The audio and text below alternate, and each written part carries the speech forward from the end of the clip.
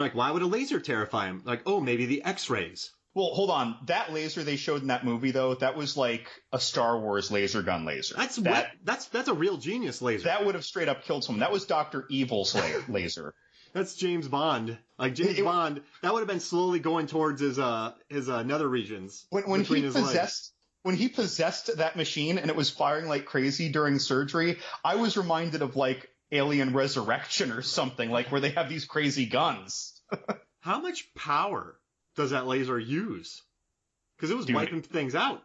It eventually blows. Yeah, it does blow. They got Tim Allen and Sigourney Weaver's beryllium sphere from Galaxy Quest to fuel that thing. Some like crystal to like, refract it into some super powerful whatever. But yeah, so why? I mean, but at the end of the day, that thing just wanted to complete its development, and everyone kept trying to remove it. So, like, even when they were just coming at it with a scalpel, it defended itself, and it made the surgeon try to cut himself on the wrist. Oh, so we gave a description of the movie, but we didn't really talk about what Manitou is.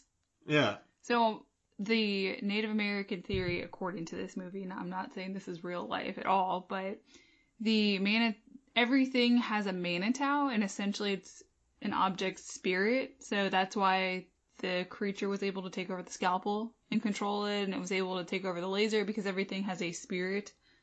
I guess the grass and the clouds and the objects everywhere. And now a listener might say that's ridiculous. A man made that scalpel, but in the movie they also say even man-made objects. Later they even address a computer. They say, why don't we call the police? And like a Native American says like, no, you can't bring guns in here. The guns have a Manitou. It will turn the guns against the users. And also the Manitou takes over that woman that is working with Tony Curtis, and she throws herself downstairs. So I want to... Can we talk about that scene? Yeah, for sure. Yeah. Okay, so this was during the first surgery scene. This is, we're 15, 20 minutes into this movie, right? And they're just doing standard surgery to biopsy or remove this tumor. At the time they thought it was. The surgery is being conducted by the guy who, in his own words, wrote the book on tumors. And he has Cadillacs. Even though later he said, oh, no, wait, that's a fetus. That's not a lot of credibility for him. Someone should repo that Cadillac. But so they're going in. The Manitou's defending itself. Now, while it's defending itself, Tony Curtis is doing another one of his fake psychic tarot reading cards for an old lady. And I want to know, why on earth, while the Manitou is defending itself in a surgery room, it is also simultaneously possessing an elderly woman that it's never encountered before to do a rain dance, hover down a hallway, and fall down some stairs? Well, we do learn multiple times that it has monstrous power, and it's amazingly strong, and it's pure ethnic occult art. And it's the greatest medicine man of all time. No spirit ignored him. No demon denied him. Prayer won't help. Churches won't help. Did they really mix Native American lore and magic with the occult? Yeah. Pure ethnic occult art is what Burgess Meredith says. Well, we have to remember they didn't care about offending people in the 70s. Yeah. But yeah, I mean, they're saying he's the greatest medicine man of all time, John. But that explains its power. I'm asking why. Oh. Why did it choose a random old lady across town that it had never encountered? Wait, didn't Tony Curtis didn't he take her to the doctor? So it had already annoyed him. So he would have taken over him, not her. Yeah, I don't know why it picked this old lady. Wait, he loses customers. Oh, so the Manitou wants to cheat him out of $30. Yeah, and maybe she comes to him every week and has a standing appointment. Now that money's gone. Okay, I'll buy that. That is an explanation much more than the movie gave. He's hitting him where it hurts. Tony Curtis will have to get cheaper beer. That shyster will have to get Schlitz. The real answer is because it gets him to go to the hospital and bug the doctor, right? It moves the story along. But I think the next scene is actually very funny because he ends up at the hospital because why would he connect these two things? And he's yelling at the doctor about having to do something, and the doctor's really annoyed at him and saying he's not going to help. And he picks up the phone, and there's this woman yelling at him, and that's when we get to the lasers. Right. That's when we get to the most powerful medical laser in the history of lasers. It's a very random sequence of events that strings this movie along. See, this is why I come back to that B-movie vibe. It's the randomnosity of the events that happen. It's like some of those 80s movies where every time someone dies, it's like in a totally random way by some spiritual force. If there's not even any pattern to it, it's just like this. We've got these props. Let's make something happen. I mean, yeah, it's All right, we paid for this medical office, so you guys got to use it to the fullest. That means that an old lady's going down those steps. Yeah, I mean, they used every inch of that facility that they were in, the hospital. and so wait, and then after this happens, though, they keep the woman in the hospital. Yep. And the other thing is that after all those laser beams are going off and everything, like, all the people involved are still showing up to work the next day. I am not going anywhere near those lasers. Like, this is a little... Yeah, like we're totally ignoring what happened the next day. No one's very upset about the whole thing. Not until the demon turns the hospital into an ice cave, essentially. That's when people start to not show up to work. But a Wampa lair. Yeah, Arnold Schwarzenegger and Batman and Robin's lair. But it was all right, how about this? Let's take a break. Let's go do some ice skating because we have it built for us right now. When we come back, we'll talk more Manitou. Be right back. Welcome back to Movies, Films, and Flicks. I cannot ice skate. However, something amazing happened while we were on break. John Levengood, our resident songster, belted out some tunes about the Manitou, and boy, do we want to hear it again. Sing it, John. You gotta cue me up, though. All right, so, John, singing the famous song Manitou in the Ice. Because you gave the From Outer Space. Wait, what? You said he's back from outer space. All right, here we go. The Manitou's back from outer space. I'm in a hospital and all is cold with a Manitou in my face.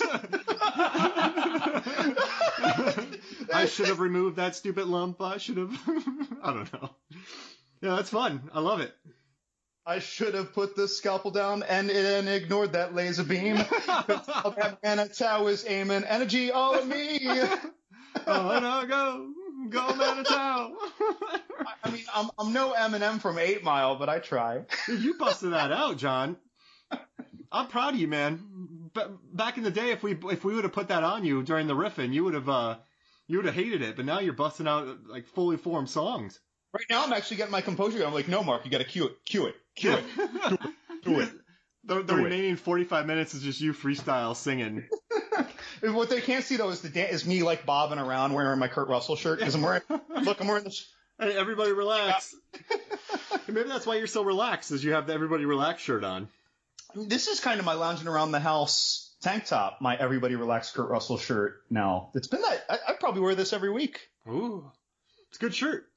Every week. But so we were just referring to, as this movie progresses, how the Manitou, who eventually hatches, if you will, from her skin sac tumor, which is kind of gross. Simple effects, right? But it was just like a latex bag over a dude with his hand over her back or something. Her skin became very thin. Yeah, I have a feeling that she would have been a really high risk for a post-operative infection after that. Oh, because she just even bleeding out, because she doesn't get tended to. That thing just pops up and they have to deal with it. Because they can't cross the circle. The sand or the salt. I do want to say, Michael Inara as John Singing Rock in this movie he was nominated for an award, a Best Supporting Actor Saturn Award in this movie. This? Yes. And I think he should get a retroactive award for just pulling off the silliest dialogue. I gotta make this circle, and no one breaks a circle. You can't break the circle. Now listen up, you little Manitou. I'm here to fight you, and he's doing the chanting and all this stuff. He does that dialogue with such a straight face and conviction and no trace of irony. And I think he does the movie a big time justice with his performance. Yeah, he has this line with the doctor where the doctor goes, "It's impossible." And he's like, "Is that your science, doctor?" What does that even mean? Of course it's not science. And then he goes something about hope. He's like, hope. No, Love is the key. Oh, love is the key, he tells Tony Curtis, and they also say hope is for saints and fools. Okay. You know, and his seriousness, though, is probably why some people consider that Tony Curtis did such a disservice to the movie, even though I don't agree. It might be a lens that magnifies the ridiculousness of some of Tony Curtis's lines. And again, he's given the most ridiculous lines in the movie. On her neck? Well, no, not the... Like, remember when he's talking about how... So Singing Rock is explaining everything about Manitous, and all these things have Manitous, and, you know... We got to be careful, otherwise this Manitou is going to become as powerful as Geechee Manitou, which is basically an abstract notion of God, or the supreme existence of some sort, right? Mm-hmm. And Tony Curtis is like, well, you need to call up Geechee Manitou. He's like, you do not just call Geechee Manitou. He's like, oh yeah? Well, he's going to be getting a call from me. Collect. Oh yeah. I'm just like, what? Wait, it's like, hold on, Tony Curtis. You just spat out such a ridiculous line, and then you just storm out of the room. Were you storming to a payphone? Yeah, I thought that was funny how he tacked collect on there, and then Mark and I got into this whole conversation on stuff that you don't think will date you, but does, because how many people call collect nowadays? Yeah. I mean, that's a jerky move for that demon, though. He's going to cost that demon money, Megan. Well, what if the demon doesn't accept the charges? You better have a really good intro line. You know, what's that? The one where the guy has a baby and he calls all the family members and he's like, hey, it's Brent had a baby, it's a boy. So, wait, you brought up the charges, and I want to go back to the recruitment of Chief Singing Rock in the first place. Yeah. When Tony Curtis either took one flight and a long drive or two flights and a short drive to somewhere in South Dakota from Sacramento, yeah, when he probably would have come back, there would have been like 6 Manitous. It would have been like Gremlins after all that time. But so he goes, and Chief Singing Rock's like, no, I'm not going to do it. Oh, wait, you know what? I'll do it, but my fee will be $100,000 to whatever Native American education fund. And Tony Curtis just said, you got it. Yeah. And then no one ever mentions it again. You know the hospital isn't going to pay for this stuff. They're for making money. Where is this coming from? He's making $20 a pop from lonely old ladies lying about tarot cards. And that was in 1978. And he's losing money because of the Manitou. Well, I thought that was funny. Before he ever left, when he's like, I have to go get a medicine man, and someone goes, really? Well, yeah, some still exist out there. He's like, well, what about payment? And that guy that they had gone to visit, the expert in this material, he's like, well, they have their own terms of payment and honor. But then the guy actually asked for money. So I thought that was kind of funny. Yeah, he goes up on a long talk. He's like, they won't cross the street for $1 million. And then the guy goes, I want $100,000 for a charity. Dude, $100,000 in 1978, though, man. So I had a VHS, and I was watching this like over a decade ago, and it was like of Terminator 2 or something. But the VHS from like the 90s was talking about how, holy crap, the Dow Jones Industrial Average just broke 1,000. Today it's over 20,000.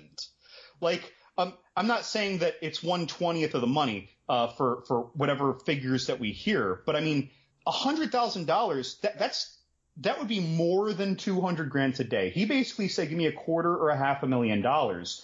And a charlatan who lives in a very small apartment. Remember, there were no walls between his kitchen and living room. Yeah.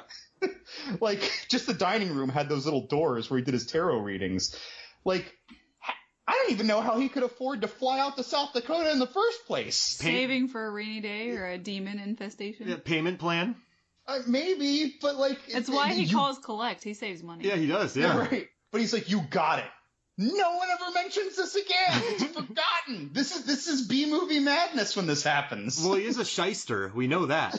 Right. Yeah, he just lied. The sequel is actually a horror movie where Chief Manitou is just hunting him down. Yeah, I want John Singing Rock just hunting Harry. Yeah, right? Dude, just, and then Harry hits him with his car and kills him, and he becomes the wooden Native American cigar. Oh, the statue Indian that they creep show. summon up through the Creep table. show. Yeah. That was very odd. So, full disclosure, we watched this on YouTube, and the framing was all off. So that was a very strange scene to watch, as the statue, all covered in black oil or something, comes up through the middle of the table. You're like, what am I even looking at right now? During the seance. Yeah. Yeah. So this is interesting, that seance.